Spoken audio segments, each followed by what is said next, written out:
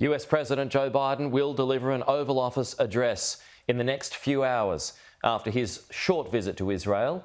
It's expected that President Biden will use the speech to make a direct appeal to continue funding to Israel, as well as Ukraine, and that both wars are a matter of national security.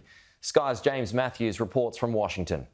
America is at a perilous moment in terms of its national security and international stability. That's what US officials are telling us. And he will link it to American lives, reinforce the message that this matters to Americans. He's taking the opportunity to broadcast from the Oval Office in prime time, 8 p.m. Eastern Time, 1 a.m.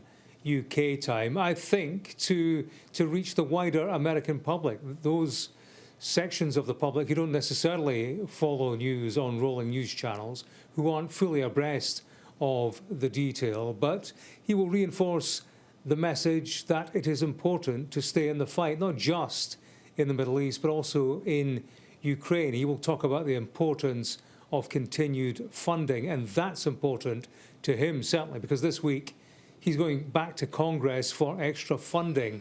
Congress, Capitol Hill, a place where there is increasing reluctance to continue to send US dollars towards distant theatres of war. So Joe Biden will be stressing and reinforcing the relevance and importance of that as he sees it. Yes, he pledged humanitarian aid. Yes, stood shoulder to shoulder with Benjamin Netanyahu and pledged solidarity to Israel, but nothing publicly, at least in terms of access to hostages.